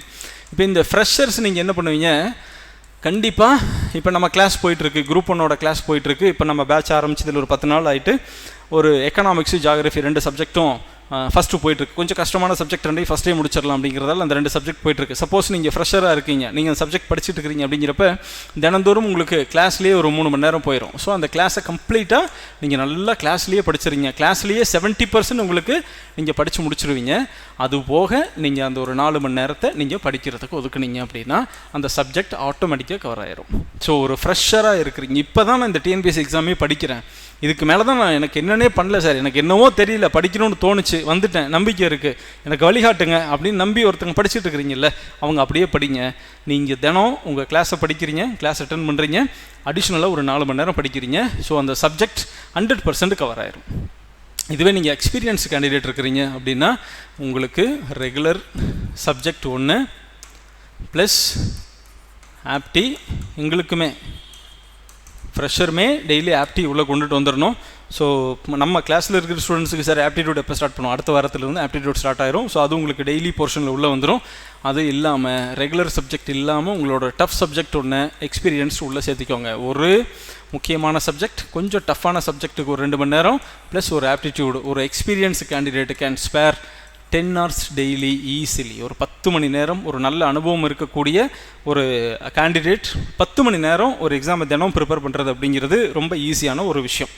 ஸோ இப்போ உங்களுக்கு இந்த டேலேருந்து டே 1 இன்றைக்கி அப்படின்னு நீங்கள் எடுத்துக்கிட்டீங்க அப்படின்னா இதுதான் பிளான், இதுதான் நம்ம கவர் பண்ண போகிறோம், இப்படி தான் நம்ம படிக்கணும், இப்படி படிக்கும் பட்சத்தில் கண்டிப்பாக நமக்கு பாஸ் பண்ணி முடிச்சிடலாம் அப்படிங்கிறது உங்களுக்கு தெரியுது. அப்போ இதை நீங்கள் படிக்கிறப்ப எப்படி படிக்கணும் அப்படின்னா தனியாக ரிவிஷனுக்கு அப்படிங்கிறதுக்கு ஒரு சப்ஜெக்ட்டுக்கு 10 நாள் ரிவிஷனுக்குலாம் நம்மக்கிட்ட டைம் இல்லை. படிக்கிறப்பவே ரொம்ப கான்செப்ட் வைஸ் படிக்கணும், தெளிஞ்சு புரிஞ்சு படிக்கணும். ஜஸ்ட் ரீகால் மட்டும்தான் பண்ணணும், ரிவிஷன் பண்ணக்கூடாது. அந்தளவுக்கு உங்களோட ப்ரிப்பரேஷன் இருக்கணும். ரிவிஷன் அப்படிங்கிறது திரும்ப படித்ததையே புரட்டி திரும்ப படிச்சுட்டு இருக்கிறது ரிவிஷன். ரீகால் அப்படிங்கிறது ஜஸ்ட் கண்ணை மூடி உட்காந்தா 4 மணி நேரம் படித்ததை ஒரு 10 நிமிஷம் 15 நிமிஷத்தில் உங்களால் ஒரு ஹையரார்க்கியில் ஒரு ஆர்டராக கொண்டுட்டு வர முடியும் அப்படிங்கிறது ரீகால். நீங்கள் படிக்கிற உங்களோட ப்ரிப்பரேஷன் அப்படிங்கிறது it must coming under recall, ரிவிஷனுக்குள்ளே இருக்கக்கூடாது. இந்த 100 நாட்களுக்குள் அந்த தீவிரத்தன்மை அப்படிங்கிறது உங்கள் ப்ரிப்பரேஷனில் இருக்கணும் அப்படிங்கிறத கிளியராக மைண்டில் வச்சுக்கோங்க. Clear, right. அப்போ இந்த எக்ஸாமை படிக்கிறதுக்கு நமக்கு இப்போ என்ன இருக்கணும், இன்றைக்கி டே 1 அப்படின்னா இதுதான் பிளான், இது எக்ஸிக்யூட் பண்ணுறதுக்கு. அதனால தான் நான் உங்களுக்கு முன்னாடியே ஒரு விஷயத்தை எழுதினேன். பிளான் நமக்கு ரெடி, இந்த பிளான் ரெடி. இந்த பிளானை எக்ஸிக்யூஷனுக்கு நம்ம எங்கே கொண்டுட்டு வரோம், இந்த எக்ஸிக்யூஷன் தான் இங்கே இருக்கிற மெனி ஃபெயிலியருக்கு காரணமே. எல்லோராலும் சிறப்பாக திட்டம் தீட்ட முடிகிறது, ஆனால் ஒரு சிலரால் மட்டும்தான் திட்டத்தை செயலாக்க முடிகிறது அப்படிங்கிறத மனசில் வச்சுக்கோங்க. அந்த ஒரு சிலருக்குள் நீங்களும் இருக்கணும் அப்படிங்கிறது என்னோட விருப்பம். அப்போ இந்த எக்ஸிக்யூஷனில் எந்த பிளானும் எந்த சொதப்பலும் இருக்கக்கூடாது. எக்ஸிக்யூஷன் அப்படிங்கிறது இந்த மந்த்துக்கு நம்ம எந்தெந்த சப்ஜெக்டை படிக்க போகிறோம். ஓகே, மார்ச்சில் இப்போ நம்ம இருக்கிறோம், இன்றைக்கி நம்ம இதை பார்க்குறோம், ஒரு கிளியர் கட் ஐடியா கிடச்சிருச்சுங்கிறது நம்ம கொண்டுட்டு போக போகிறோம். ஓகே, அப்போ இது நம்ம இந்த மார்ச்சில் எதை முடிக்க போகிறோம், மந்த்லி பிளான் இருக்கணும். அடுத்தது உங்களுக்கு ஒரு வீக்லி பிளான் இருக்கணும், உங்களுக்கு ஒரு day to day daily plan இருக்கணும். அதையும் தாண்டி இன்னும் மைக்ரோ லெவலில் வந்தால் எவ்ரி ஹாருக்கு உங்களுக்கு ஒரு பிளான் இருக்கணும். இந்த 1 மணி நேரத்தில் நம்ம எதை படிக்கணும் அப்படிங்கிறது தெளிவு இருந்தால் தான் ஒரு நாளைக்குள் எதை படிக்கணும் அப்படிங்கிறது ஒரு தெளிவு உங்களுக்கு வரும். ஒரு நாளைக்குள் இவ்வளோ முடிக்க முடியும் அப்படிங்கிறது உங்களுக்கு தெரிஞ்சால் தான் ஒரு வாரத்தில் எத்தனை முடிக்க முடியும்னு தெரியும். அப்போ இந்த ஒரு வாரத்தை நம்ம சக்ஸஸ்ஃபுல்லாக முடிச்சிட்டோம் அப்படின்னா இந்த மாதத்தில் நம்ம எவ்வளோ தூரம் முடிக்க முடியும் அப்படிங்கிறது உங்களுக்கு ரொம்ப தெளிவாக ஒரு கிளியர் கட்டாக ஒரு ஐடியா வந்துடும். கிளியர். ஸோ மனசுக்கு அந்த போதை ரொம்ப பிடிக்குங்க. நீங்கள் அதை ப்ராக்டிஸ் பண்ணி பாருங்கள். இந்த 100 நாட்கள் 2 மண்டலம் சபரிமலைக்கு மாலை போட்டதாக நினச்சி ஒரு தீவிரமான விரதத்தோடு இருங்க. உங்களுடைய ஏன்னா இன்றைக்கி இப்போ டிஸ்ட்ராக்ஷன்ஸ் அப்படிங்கிறது கண்ட சினிமா செய்தியிலிருந்து பரபரப்புக்கு வர பிரேக்கிங் நியூஸ்லேருந்து நேற்று வந்த டிராகன் படத்தை வரைக்கும் நமக்கு டிஸ்ட்ராக்ஷன் தான் இல்லையா. நம்ம நல்லா இருப்போம், இன்னும் அந்த படம் பார்க்கலையா அப்படின்னு ஒரு குரூப் வரும். இன்றைக்கி ஒரு நாள் இந்த பார்ட்டிக்கு வந்தால் என்ன ஆகும் அப்படின்னு ஒரு குரூப் வரும். இந்த 2 நாள் கல்யாணத்தில் கலந்துக்காம தான் நீ படித்து நாளைக்கு கலெக்டர் ஆகிறியா அப்படின்னு உங்களுக்கு வரும். நாளைக்கு நம்ம என்ன ஆகணும்னு நினச்சாலும் இன்றைக்கி நம்ம என்னத்தை எக்ஸிக்யூட் பண்ணுறோம், ஃபோக்கஸ் ஆன் த அவுட்கம் அப்படிங்கிறதுல நம்ம ஃபோக்கஸ் இருக்கா அப்படிங்கிறதுல நம்ம ரொம்ப தைரியமாகவும் ஒரு தெளிவாகவும் இருக்கணும். அப்போ அந்த அவுட்கம் மேலே நமக்கு ஃபோக்கஸ் இருந்துச்சு அப்படின்னா மட்டும்தான் நம்மளால் சொல்ல முடியும். அது என்ன பிரச்சனையாக இருந்தாலும், கண்ட பிரச்சனையாக இருந்தாலும் சரி, கயாடு லோகரே வந்தாலும் சரி, நாம் படிக்கணும் அப்படின்னு முடிவு பண்ணதுக்கப்புறம் எதிரில் யார் வந்து நின்னாலும், அது கடவுளே வந்து நின்னாலும், சாரி சார் இன்றைக்கி கொஞ்சம் படிக்கணும், போர்ஷன் முடியல, நாளைக்கு பார்க்கலாம், எனக்கு இன்றைக்கி இந்த டார்கெட் ரொம்ப முக்கியம் அப்படின்னு சொல்லி விலக்கி வச்சுட்டு நம்ம படிக்கிற ஒரு மனநிலை வேணும். அப்போ ஒரு மந்த்லி பிளான், ஒரு வீக்லி பிளான், ஒரு டே பிளான், ஒரு 1 hour பிளான், இன்னும் பிரேக் பண்ணீங்க அப்படின்னா ஒரு 30 மினிட்ஸ் கூட உங்களுக்கு ஒரு பிளான் இருக்கணும். ஆனால் ஒரு விஷயத்தை மட்டும் மைண்டில் வச்சுக்கோங்க, விளைவுகளை ஏற்படுத்தாமல் ஒரு வினாடி கூட உங்களிடத்திலிருந்து வீணாக செல்லக்கூடாது. அப்படிங்கிறதில் நீங்கள் உறுதியாக இருந்தீங்க அப்படின்னா நிச்சயமாக உங்களோட டே டு டே பிளானை ஈஸியாக எக்ஸிக்யூட் பண்ணிட முடியும். அப்போ இந்த டே டு டே பிளானில் எந்த விதமான லேகும் இல்லாமல் நம்ம சரியாக பண்ணிடுறோம் அப்படிங்கிற பட்சத்தில் உங்களுடைய வீக்லி பிளான் எக்ஸிக்யூட் ஆயிரும். வீக்லி பிளானில் ஒரு சின்ன லேகு கூட இல்லை அப்படிங்கிற பட்சத்தில் மந்த்லி பிளான் எக்ஸிக்யூட் ஆயிரும். அந்த மந்த்லி பிளான் ஒரே ஒரு 3 மாதத்துக்கு எக்ஸிக்யூட் ஆயிடுச்சு அப்படின்னா உங்களுக்கு 150+ அப்படிங்கிற அந்த டார்கெட் வந்து சேர்ந்துடும். அவ்வளோதான், ரொம்ப சிம்பிள், பெரிய விஷயந்தான். இப்போ நம்ம நிறைய பிரேக் பண்ணிட்டோம், உடச்சி சின்னதாக கொண்டு வந்து நிறுத்திட்டோம். அப்போ நீங்கள் இன்னொன்று சிம்பிளாக சொல்கிறேன், நமக்கு 100 நாள் இருக்குது, 200 கொஷின் நமக்கு கேட்க போகிறாங்க. அப்போ நமக்கு ஒரு நாள் ஃபுல்லாக நம்ம படிக்கிற போர்ஷன்லேருந்து நமக்கு ஒரு 2 கேள்வி வந்தால் போதும், அவ்வளோதான். அப்போ அந்த அளவுக்கு திட்டமிட்டு ஃபோக்கஸ்டாக உங்களுக்கு எந்த சப்ஜெக்ட் ப்ரையாரிட்டி அப்படிங்கிறதுல நீங்கள் படிக்கணும். ஒரு சப்ஜெக்ட்டுக்கு நீங்கள் அதிகப்படியான நேரத்தை ஒதுக்குறீங்க அப்படின்னா அந்த சப்ஜெக்ட்லேருந்து அதிகப்படியான கேள்விகள் வரணும். அது ரெண்டும் டைரக்ட்லி ப்ரொபோர்ஷனாக தான் இருக்கணும். நான் சயின்ஸுக்கு உட்காந்து படிக்கிறேன் சார், 15 நாள் படிக்கிறேன், 2 டாபிக் படிச்சிருக்கிறீங்க அப்படின்னா ஒரு கேள்வி கூட அதிலிருந்து வராது. ஸோ உங்களுடைய நேரம் அதிகமாக செலவழிக்க உங்களுக்கு கிடைக்கிற கேள்விகளின் எண்ணிக்கையும் நேர்மறையாக இருக்கணும் அப்படிங்கிறத மட்டும் நீங்கள் கிளியராக என்ஷூர் பண்ணி வச்சுக்கோங்க. அப்போ ஒவ்வொரு நாளும் உங்களோட டைம் என்ன அப்படிங்கிறத டிசைட் யுவர் டைம். ஒரு நாளைக்கு நம்ம எத்தனை மணி நேரம் படிக்க போகிறோம்? இன்றைக்கி 4 மணி நேரம் படிக்கணும், கண்டிப்பாக படிக்கணும் அப்படின்னா எந்த 4 மணி நேரத்தை படிக்க போகிறோம்? அந்த 4 மணி நேரத்தை விடிய காலையில் ஆரம்பிக்க போகிறோமா, இல்லை லேட் ஈவினிங்கில் ஆரம்பிக்க போகிறோமா, இல்லை ஆஃப்டர் லஞ்ச் ஆரம்பிக்க போகிறோமா? Decide your time. எத்தனை மணி நேரம் படிக்க போகிறோம் அப்படிங்கிறதுல ரொம்ப தீவிரமாக ஒரு நேரத்தை அதை ஃபிக்ஸ் பண்ணுங்கள். அந்த நேரத்தை ஃபிக்ஸ் பண்ணதுக்கப்புறம் இந்த நேரத்தில் படிக்கலாம் நம்ம நினைக்கிறோம்ல, இந்த நேரத்தில் ஏதாவது அப்ஸ்டகல்ஸ் நமக்கு இருக்குமா, இதில் ஏதாவது டிஸ்ட்ராக்ஷன் வர்றதுக்கான வாய்ப்புகள் இருக்கா அப்படிங்கிற த்ரெட்டை ஒரு செகண்ட் மைண்டில் பாருங்கள். 4 மணிக்கு எந்திரிச்சு நான் படிக்கணும் அப்படின்னு நினச்சா பல பெண்களுடைய வீட்டில் 5:30 மணிக்கு எந்திரிக்கணும், வாசை கூட்டணும், கோலம் போடணும். அப்போ அந்த டிஸ்ட்ராக்ஷன்லாம் இருக்கும். ஓகே, அப்போ அதில் ஒரு 1/2 மணி நேரம் போகும். அந்த 1/2 மணி நேரத்தை தவிர்ப்பதற்கு ஏதாவது வழி இருக்குமா? இந்த 3 மாத காலத்திற்கு ஏதாவது சமரச பேச்சுவார்த்தை நடத்தி இந்த வேலைகளில் யாருக்காவது நம்ம டெலிகேட் பண்ணிட முடியுமா? இல்லை இந்த வேலைகளை செய்யாத தேவையில்லாத அவசியம் இல்லாமல் நம்ம ஆத்ம திருப்திக்காக செஞ்சுட்டு இருக்கிற சில வேலைகளை தள்ளி போட்டுற முடியுமா, அதை கட் பண்ணிடலாமா அப்படிங்கிற பல பிளான் எல்லாமே இருக்கணும். Decide your time. உங்களுக்கு நிர்ணயிக்கப்பட்ட அந்த நேரத்தை மிகச்சரியாக எங்கு தொடங்கி எங்கு முடிக்க வேண்டும் அப்படிங்கிற ஒரு விஷயத்தை எக்ஸாக்டாக பிளான் பண்ணிக்கிட்டீங்க அப்படின்னா உங்களுக்கான எக்ஸிக்யூஷனில் தப்பு வராது. அதனால தான் நான் சொல்கிறேன், அந்த டிசைட் யுவர் டைம் அப்படிங்கிறது ரொம்ப ரொம்ப ரொம்ப முக்கியம். அப்போ அந்த டிஸ்ட்ராக்ஷன்ஸ் எல்லாத்தையும் நீங்கள் அவாய்ட் பண்ணுறப்ப உங்களோட டிஸ்டன்ஸை அதிகம் பண்ண முடியும். டிஸ்டன்ஸ் அதிகம் பண்ணுறது அப்படின்னா என்ன தூரம் அப்படிங்கிறது, இன்றைக்கி நீங்கள் 4 மணி நேரம் படிக்கிறீங்கன்னு வச்சுக்கோங்க. இந்த 100 நாட்கள் நான் சொல்கிறேன், நம்பி படிங்க, ஒரு விஷயத்தை ஃபாலோ பண்ணுங்கள். இன்றைக்கி நீங்கள் டிஸ்ட்ராக்ஷன் இல்லாமல் 4 மணி நேரம் படிச்சிங்க. அப்போ இதில் ஃபஸ்ட்டு விஷயம் என்ன ஆகிடுச்சு, எல்லா டிஸ்ட்ராக்ஷனும் அவாய்ட் பண்ணிட்டீங்க. அடுத்து நீங்கள் செய்ய வேண்டியது ஒரு 5 நிமிடமாவது, அடுத்த நாள் ஒரு 5 நிமிடமாவது முந்தைய நாளை விட கூடுதலாக படிங்க. இன்றைக்கி 4 மணி நேரம் படிச்சிருக்கீங்க அப்படின்னா நாளைக்கு 4 மணி நேரம் 5 நிமிஷம் மட்டும் படிங்க. அதுக்கு அடுத்த நாள் 4 மணி நேரம் 10 நிமிஷம் படிங்க. அதுக்கு அடுத்த நாள் 4 மணி நேரம் 15 நிமிஷம் படிங்க. ஸோ ஒரு சேச்சுரேஷன் பாயிண்ட் ஒன்று வரும். மேக்ஸிமம் நம்மளால் இதை எவ்வளோ தூரம் இழுத்து கொண்டுட்டு போக முடியும் அப்படிங்கிற ஒரு விஷயம் வரும். அந்த சேச்சுரேஷன் பாயிண்ட் வர வரைக்கும் கொஞ்சம் கொஞ்சமாக இன்க்ரீஸ் பண்ணி உங்கள் மனசுக்கு பழக்குங்க.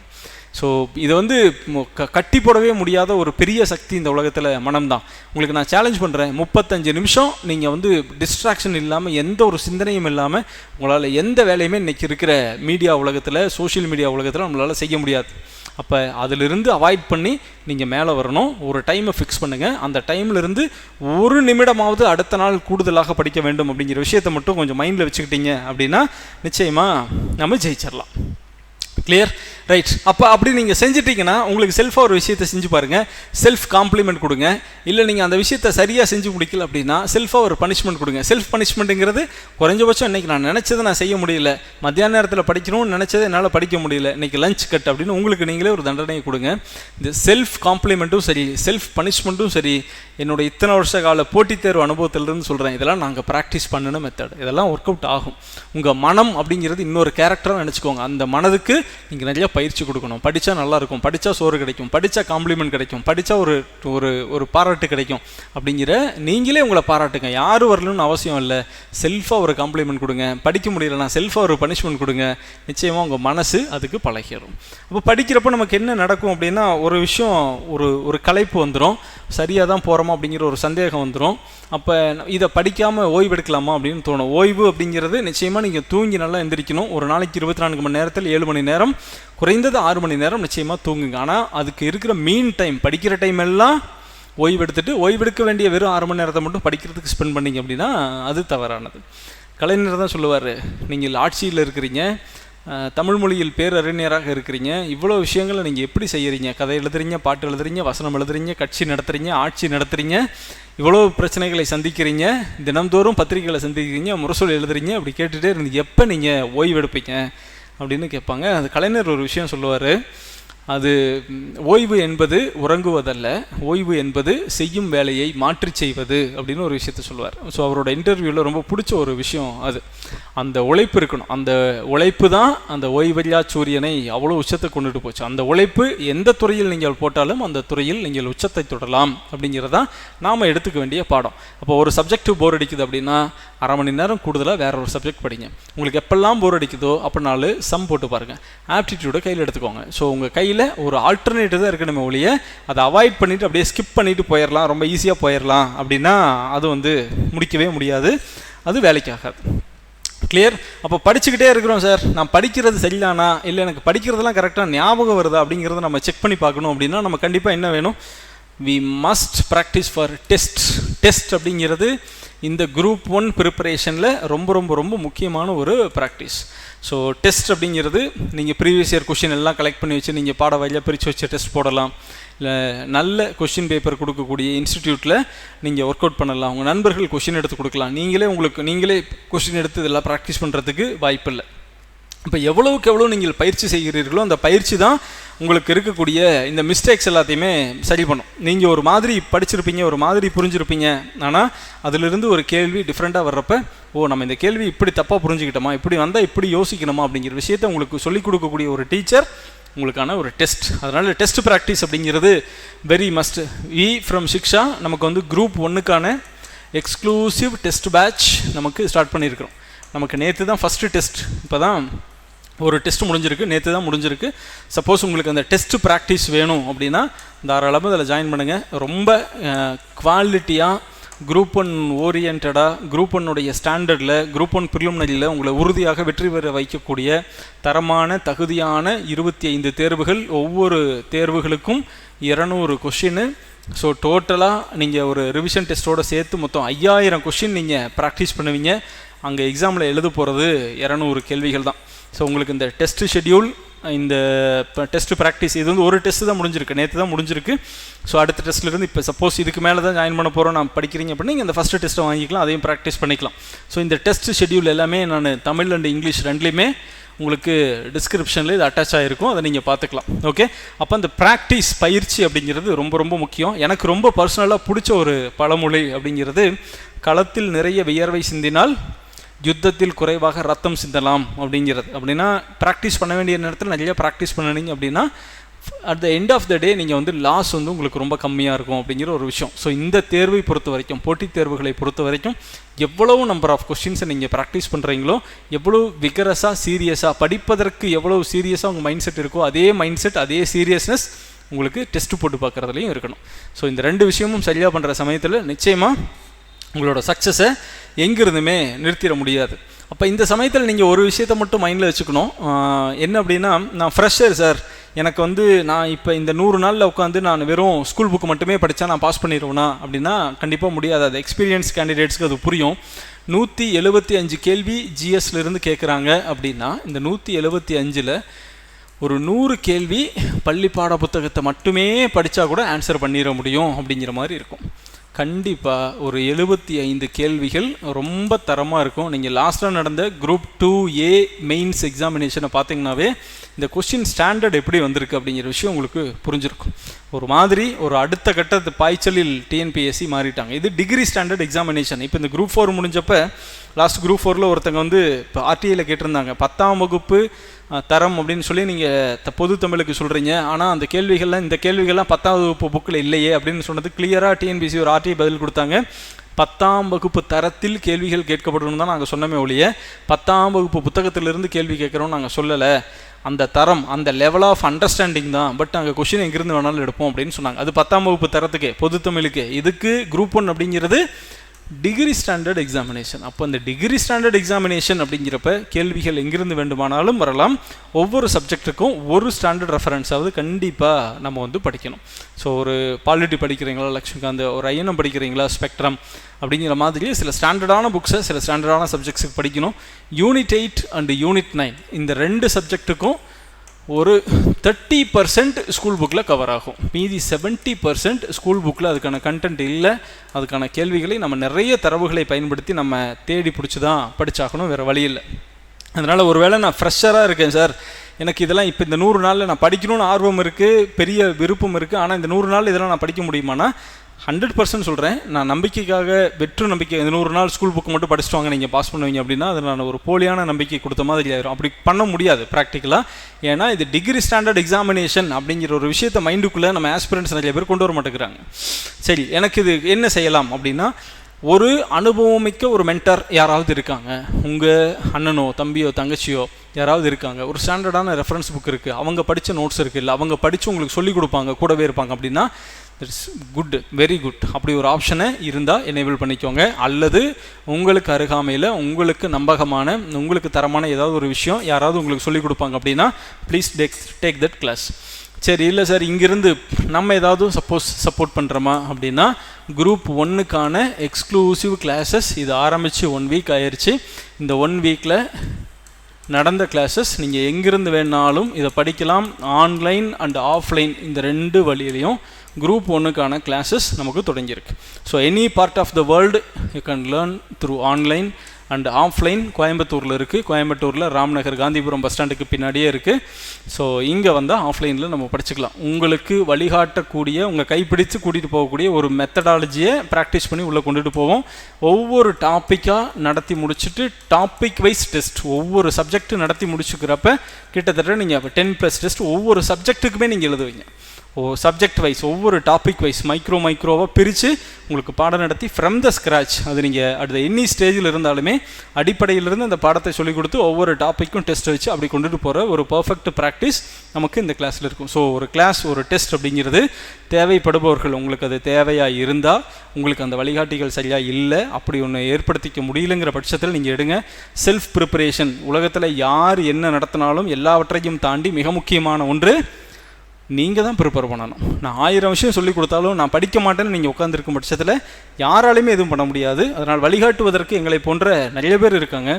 ஆனால் உழைப்பை போட வேண்டிய முக்கியமான பொறுப்பில் நீங்கள் தான் இருக்கீங்க. அப்படிங்கிறப்ப அப்போ நீங்கள் உங்கள் ப்ரிப்பரேஷனை ரொம்ப தரமாகவும் ரொம்ப சரியாகவும் கொண்டுட்டு போக வேண்டியது அது உங்களுடைய முழு பொறுப்பு. அப்போ அதை முழுமையாக அதை ஏற்றுக்கிட்டு அதை நம்ம படிக்கணும் அப்படிங்கிற விஷயத்தை மைண்டில் வச்சுக்கோங்க. Clear? So this is the strategy for next 100 days. இந்த 100 நாட்களில் 100% வெற்றியை அடைய முடியுமா அப்படின்னா நிச்சயமாக அடைய முடியும். இதை செல்ஃபாக படித்து நம்ம பாஸ் பண்ண முடியுமா? 100% முடியும். அதுக்கு நம்ம செய்ய வேண்டியது என்ன? பள்ளி பாட புத்தகங்களை அடிப்படையாக வச்சுக்கோங்க. இப்போ ஒரு தமிழில் நீங்கள் ஐஎன்எம் படிக்கணுமா வெங்கடேஷன் புக் படிங்க, இங்கிலீஷில் படிக்கணுமா ஸ்பெக்ட்ரம் படிங்க, எக்கனாமிக்ஸ் படிக்கணுமா இங்கிலீஷில் சங்கர் கணேஷ் இருக்குது, தமிழ்லையும் சங்கர் கணேஷ் இருக்குது, பாலிட்டி படிக்கணுமா தமிழில் இங்கிலீஷில் லக்ஷ்மிகாந்த் இருக்குது, தமிழில் வெங்கடேஷன் புக் இருக்குது. ஸோ இதெல்லாம் உங்களால் படிச்சுக்க முடியும் அப்படின்னா தாராளமாக அதை படிங்க. இல்லை இந்த விஷயத்தை யாராவது எனக்கு கைப்பிடிச்சி ஹெல்ப் பண்ணி கூட்டிகிட்டு போவாங்க அப்படின்னா கிளாஸ் வேணும்னா கிளாஸ் இருக்குது, டெஸ்ட் வேணும்னா டெஸ்ட் இருக்குது. உங்களுக்கு என்ன தேவையோ அந்த தேவையின் பொறுத்து நீங்கள் முடிவு எடுத்துக்கலாம். ஆனால் என்ன செஞ்சாலும் இலக்கு ஒன்று தான். அது கடைசியில் 150 கேள்விகளை சரியாக நம்ம போடணும். அதுக்கு என்னென்ன டெக்னிக்ஸ் இருக்கோ எல்லாத்தையுமே யூஸ் பண்ணணும். ஸோ ஒரு பக்கம் படிக்கணும், இன்னொரு பக்கம் ப்ராக்டிஸ் பண்ணணும். இந்த ரெண்டும் பேரலாக நேர்கோட்டில் ஒரு ரயில் ட்ராக் மாதிரி போச்சு அப்படின்னா நிச்சயமாக நீங்கள் ஜெயிச்சிருவீங்க. நான் படிச்சுக்கிட்டு மட்டுமே இருப்பேன், டெஸ்ட் போட மாட்டேன், இல்லை நான் டெஸ்ட் மட்டுமே போட்டுகிட்டு இருப்பேன், படிக்க மாட்டேன், டெஃபினட்டாக பிளண்டர் மிஸ்டேக் ஆயிரும்.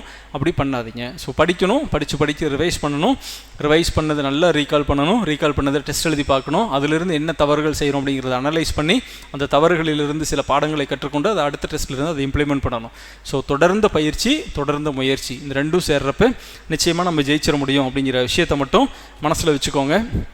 100 நாள் கழித்து இந்த எக்ஸாம் நடக்கும். எக்ஸாம் முடிஞ்சதுக்கப்புறம் கட் ஆஃப் எதிர்பார்க்காத அளவுக்கு நீங்கள் இந்த எக்ஸாமை ப்ரிப்பேர் பண்ணியிருக்கணும். சார் இந்த எக்ஸாம் முடித்ததுக்கப்புறம் 100 நாள் கழித்து சார் நான் 127 வாங்கியிருக்கேன், 131 வாங்கியிருக்கிறேன், எனக்கு இந்த கட் ஆஃப்க்கு கிளியர் ஆகுமா அப்படிங்கிற அந்த எந்த எதிர்பார்ப்பும் இருக்காது. கட் ஆஃபை பற்றி கவலைப்படாத அளவுக்கு இந்த 100 நாட்களில் உங்கள் ப்ரிப்பரேஷன் இருந்துச்சு அப்படின்னா அதுதான் ஒரு கிராண்ட் சக்ஸஸ், ஒரு பெரிய வெற்றி. காலமும் களமும் பயிற்சி செய்பவர்களுக்கு மட்டும்தான் எல்லா வெற்றியையும் அள்ளி கொடுக்கும். பயிற்சியை முறையாக செய்யுங்கள். கட் ஆஃபை பற்றி கவலைப்படாமல் சூப்பராக படித்து முடிக்கணும், படித்து முடித்த உடனே மெயின்ஸுக்கு படிக்கணும் அப்படிங்கிற அந்த மன ஓட்டத்தோட, அந்தளவுக்கு தீவிரமான ஒரு ப்ரிப்பரேஷனோட இன்னிலிருந்து நீங்கள் தொடங்குங்க. எனக்கு ரொம்ப பிடிச்ச வண்ணதாசனுடைய வரிகள் தான், எதுவும் தாமதமாகி விடவில்லை, இங்கிருந்து தொடங்கினாலும் இன்னும் எத்தனையோ உயரங்களை எட்டிவிட முடியும் அப்படின்னு சொல்லியிருப்பார். தமிழில் வண்ணதாசனுடைய சிறந்த வரிகள் அது. அது மாதிரி நீங்கள் எந்த நிலையில் இருந்தாலும் மனசு வச்சு படிங்க. உங்கள் மனம்தான் மந்திரச்சாவி. அந்த மந்திரச்சாவி உங்களை நிச்சயமாக வெற்றிக்கு கூட்டிகிட்டு போகும். உழைப்பு உழைப்பு உழைப்பு அப்படிங்கிற அந்த விஷயத்தை மட்டும் அடுத்த 100 நாட்களுக்கு என்ன நடந்தாலும் உச்சி மீது வானிடிந்து வீழுகின்ற போதிலும் அப்படின்னு பாரதியாரோட ஒரு பாட்டு இருக்கும். அப்படி ஒரு சூழ்நிலை இருந்தாலும் அடுத்த 100 நாள் ஒரு வெறியாக நான் படித்து பார்க்குறேன் அப்படிங்கிற ஒரு வெறித்தனமான ஒரு ப்ரிப்பரேஷனுக்குள்ளே, ஒரு மைண்ட் செட்டுக்குள்ளே வந்துட்டு நீங்கள் படிங்க. இதில் அடிஷ்னல் பெனிஃபிட் என்ன, இந்த குரூப் 1க்கு நம்ம அப்படி 100 நாள் தெளிவாக படிக்கிறப்ப என்ன நடக்கும் அப்படின்னா, அதற்கு அடுத்தது இந்த வருஷம் குரூப் 2 அண்ட் 2A எகெயின் இந்த வருஷம் செப்டம்பர்லேயே வரப்போகுது. ஸோ 100 நாள் தீவிரமான ப்ரிப்பரேஷன் நீங்கள் குரூப் 1க்கு படிச்சிட்டிங்க அப்படிங்கிறப்ப அடுத்து வரக்கூடிய குரூப் 2 2Aவுக்கும் 100% அது உங்களுக்கு உதவும். ஸோ ஒரே கல்லில் இந்த வருஷம் 2 மாங்காய், குரூப் 2வும் பாஸ் பண்ணிடலாம், குரூப் 1வும் பாஸ் பண்ணிடலாம். திட்டமிட்டு சரியாக படியுங்கள், இருக்கிற காலத்தை முறையாக பயன்படுத்துங்கள். ஸ்ட்ராட்டஜி அப்படிங்கிறது ரொம்ப ரொம்ப முக்கியம். ஸோ ஹார்ட் ஒர்க்கை விட இங்கே ஸ்மார்ட் ஒர்க் அப்படிங்கிறது ரொம்ப ஈஸியாக நீங்கள் கையில் கொண்டுட்டு வந்துடணும். நிறைய கடினப்பட்டு படித்து தேவையில்லாத இடத்துல உங்கள் சக்தியை விரயமாக்கக்கூடாது. தேவையானதை தேவையான அளவுக்கும் தேவையான நேரத்திலும் படித்து முடிச்சிங்க அப்படின்னா நிச்சயமாக ஜெயிச்சிடலாம். அனைவருக்கும் வாழ்த்துக்கள். இப்போ நான் கடைசியாக சொல்லக்கூடிய விஷயமும், எக்ஸாம் முடிஞ்சதுக்கப்புறம் இந்த கட் ஆஃபை பற்றி கவலைப்படாத அளவுக்கு உங்கள் ப்ரிப்பரேஷன் என்னிலிருந்து தொடங்குங்க. நிச்சயமாக பெரிய வெற்றியை பெறுவீர்கள். அனைவருக்கும் வாழ்த்துக்கள்.